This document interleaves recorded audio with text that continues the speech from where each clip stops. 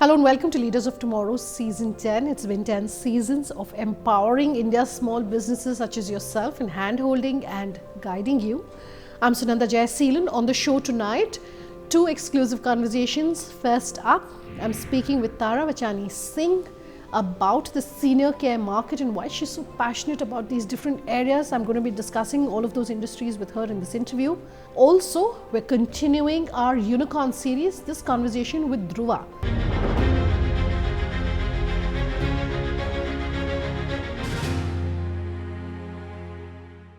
My first conversation tonight, in a very freewheeling conversation with Tara Singh, I've asked her about the senior care market and why this is a space that she cares about so passionately, and she's chosen to have her own entrepreneurial venture in this space. I've also asked her about philanthropy and about why it is necessary to have a philanthropic bent of mind really for any entrepreneur in the country today. Listen in.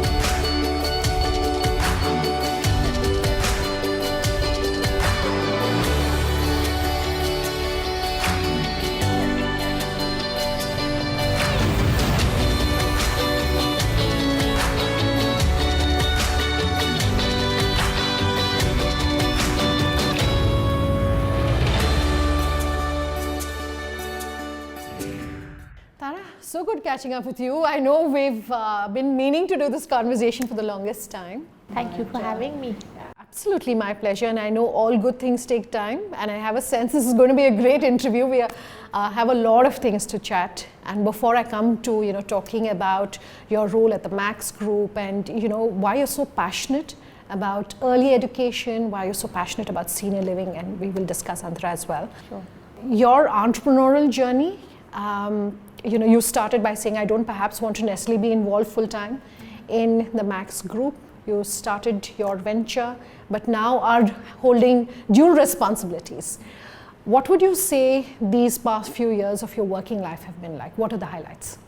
So it's been phenomenal, Sunanda. The truth is that I always grew up knowing I wanted to do something and create something and be part of shifts. And now in hindsight, I realize that narrative was in my head from a very early stage. And when I moved back to India, and which was meant to be a temporary move, I sort of interned at the Max Group, and it was going through a very interesting, very dynamic change in looking at new businesses, entering new spaces. And through that journey, Antara as a concept started to evolve. And that just became my focus for 8 years. Because I really also believe that if you don't give something the full love and time and attention it needs, it can never flourish into something meaningful. So at that time, I had sort of blinders on. Anyone who tried to distract me from that mission, I wouldn't get distracted. Sure.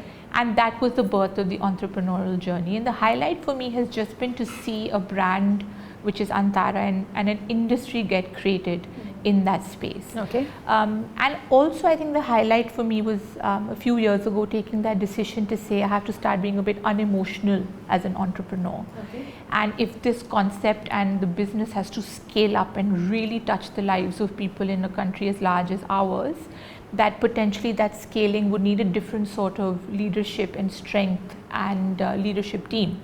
And so I transitioned out as MD CEO, which was interesting because I think most entrepreneurs find it hard to detach. Yeah, cool. Right. And that gave me space to do a few other things and take on more of the responsibility, as you mentioned. Sure. So then let's deep dive into Antara and really talk about senior living. In India, I want to talk about the business of it, and I want to talk about what sort of opportunities perhaps one can expect to see in this industry. First and foremost, are a lot of Indians now slowly opening up to the idea of senior living, and what is the size of the market, what's the potential? Absolutely. From where I was 10 years ago to now, the conversation and the narrative has changed drastically. I remember when we first launched Antara, and the first product offering we had was the residences for seniors in Dehradun. And the first 100 or so people I had to speak to myself. They wanted to see the face behind what was happening. They wanted to be convinced of why this made sense. They couldn't understand the pricing. They couldn't understand making a decision like this at that life stage. And it's an emotional decision for a lot of people, right? I mean, a purely emotional decision. But the narrative and the conversation, Sunanda, has been amazing in terms of its change, and that's what's given us the path to be able to launch 3 more verticals and actually now be hopefully thought of as a brand for senior care, and no longer just the one project in Dehradun that's beautiful and has a great offering for people as they get older, because the hypothesis of people needing and wanting to age well is now more true than ever. And with 220 million people over the age of 60 in India, however you slice and dice in terms of economic ability, emotional ability, financial ability, there is a huge market. The industry is already a $12 billion industry in India in different categories of senior care, from health to lifestyle. So the more players that come into this space and start formalizing the sector, I think the better it's going to be for us as a country. Okay. So what is the potential there in terms of just the market? And you're saying formalizing, and I think that's the key word. So I think the potential is to, what is already a $12 billion market, is to create very organized offerings. Create organized offerings for lifestyle and residential communities, because the West has been able to target aging in place beautifully by continuing care retirement communities, of which we had Dehradun first, we launched Noida last year, we'll hopefully launch other geographies in the coming months. And then to really start focusing on healthcare for seniors, mental health for seniors, and general services and infrastructure as well. So it's about reorganizing how the $12 billion is spent and making that $12 billion 15 or 16, because a lot of now, interestingly, people as they're aging want to start moving back to India. So that 12 billion could actually increase if we're able to create super offerings for aging in India as well. As someone who's been in this space now for a few years, what are the biggest challenges, if you can call those out, and just talk to us about how you're converting them into real opportunities for yourself? Sure. So I think the challenge of category creation and narrative still exists. While I've seen a huge amount of change, for every one person who believes in formalizing senior care and senior living, there are 3 who don't. So that continues to be a challenge. 2 is just policy and government and regulations. The fact that there is no industry body, there are a few that we have started to create, but no real formal government recognized industry body that can work on policies relating to health insurance for seniors, to design and architecture norms in a community that's of residences, to how healthcare will be offered outside of the hospital to seniors. So there isn't regulatory commonality that can exist amongst players. So that can be a challenge because you're shooting in the dark. And 3 is, I think, just the infrastructure availability to create services and capacity. So for example, we launched a care home vertical last year, 2020. And care homes is a product where people who are either pre or post operative, or who need full-time medical or health care but don't need to be in a hospital and can't put the infrastructure together in their home, want to have an offering that's fully supervised, fully curated, and managing their care. But at home? In our facilities. So there are dedicated care Sure. homes called Antara care homes. But there are no licenses for a facility like this, because we're not a nursing home, we're not hospitality, we're not a hospital. So we are now trying to work with local governments to create the straw man of these policies and licensing. So that's a big challenge for us. And I think lastly will be training and being able to really create excellent manpower to be able to do these services. One of our big launches next month is going to be memory care. We're going to be the first, I think, formal offering that deals with Alzheimer's, Parkinson's, and dementia. Now, to get GDAs and nurses and even doctors, forget management and supervision, who have dealt with these conditions with training, is a huge challenge. So I think these 4 buckets are really the big challenges, but we're getting there slowly and steadily, and I think we're making that dent. Okay. I was also expecting to perhaps hear that this is largely something which is restricted to your urban markets, because you were saying this is purely an emotional decision for people who opt for senior care. So are you talking to those who are in urban markets? How about tier 3 and tier 4 markets? How do you penetrate those markets? I mean, right now we have to go where the income bracket and the understanding is the highest. it's been an uphill climb to create a category called senior living and senior care. We actually transitioned from being called senior living to senior care because we've gotten into many more verticals than just the residences vertical. Sure. But people had no idea what this category was. So that was an uphill task. Now we want to be able to make use of it and say, let's go to markets where we have some level of recognition and the paying power exists. Because at the end of the day, we are part of a publicly listed company. We have shareholders that we are answerable to. And then of course, tier 2, semi-urban, even international, the world is our oyster because every country has an aging population. So we're not going to get restricted by that after we've really proven all of these verticals and products. I'll take a quick break. When we come back, our Unicorn in Focus tonight as part of this limited edition Unicorn series is Druva. I'm talking about the growth of the SaaS market. That's in just a moment. Just stay tuned.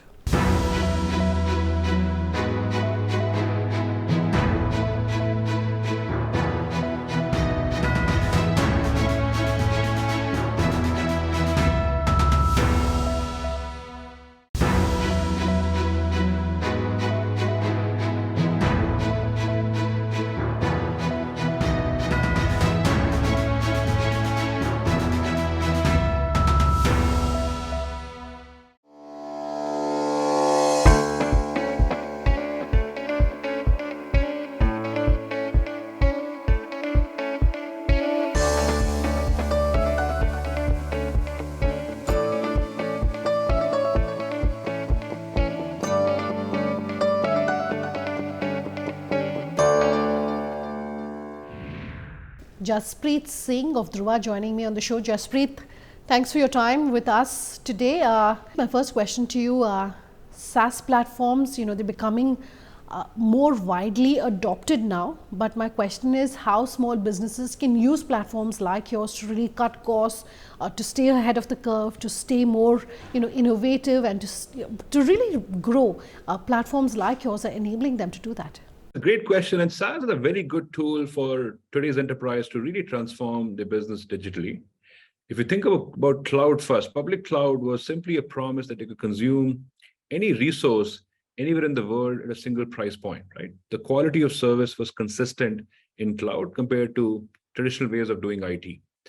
But there was a complexity element to cloud. There was a relearning element to cloud. People had to retool themselves, relearn themselves in the new era. Now, SaaS makes it even further more easier and simpler to actually consume cloud. It's a solution completely optimized as a service delivered in a consistent price point and consistent experience across the globe without any learning curve to really understand cloud. Now, in this economy, in this time where businesses have to be more focused on competition, more focused on growth, at the same time be cognizant of cost, SaaS gives an advantage where businesses can actually, adapt to a digital economy without having a learning curve, a steep learning curve of cloud. At the same time, have a humongous change in thinking about a capital-oriented model of 5 years of CapEx going into a very consistent OpEx-oriented model.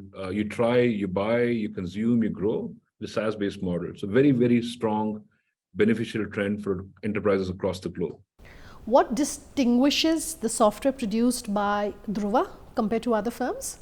That's a very good question. If you think about data resiliency, it is always considered extremely hard to protect and manage data. There's a joke that is called a 7-vendor problem that, they were always involved with software, hardware, networking, security, and the 7th person was God. Right? You have to pray to God to make it all work. So data management protection, especially with the growing risk of malware and cyber-based threats, is becoming a very difficult problem to solve. Druva is the most mature and the most secure SaaS-based offering in the market, right? So we bought the goodness of the entire technology on a fingerprints to consume without a learning curve, on a very simple consumption-based pricing, on a very simple terms of experience across the globe. So that's very powerful for enterprise to really now trust the data, trust information to make sure it's always on, always there, always online.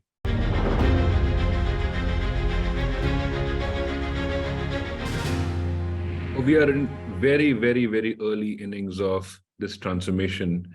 When you think about, if you think about software as a trend, which was probably 30 years old now, but it's now that traditional enterprises are now shifting towards a software-based model. Let me give an example, right? So if you talk to Domino's CEO, he would say that, the focus on delivering pizza, anybody can make pizza and deliver pizza. How do you actually make an online system to truly deliver something globally consistent experience within 30 minutes? It's actually a software problem. Right? If you talk to Elon Musk and in Tesla, he would say, hey, anybody can manufacture cars, been doing for all the while, but how do you actually have an electric car which has a software-like experience and to be ordered and delivered anywhere in the world with exactly same specs? It's actually a software problem, right? So software eating the world is now going to travel, airlines, pizza delivery all over the world, right? So the 30-year-old trend is now transforming this industry. Now think about cloud, think about machine learning, think about blockchain.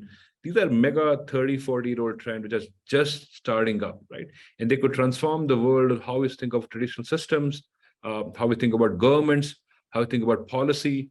So definitely very bullish on today's student to think about software, think about technology, and we are probably just barely starting in the problems we will be solving in the future. We don't even know about them today. So definitely very bullish about technology overall as a field to learn and grow into.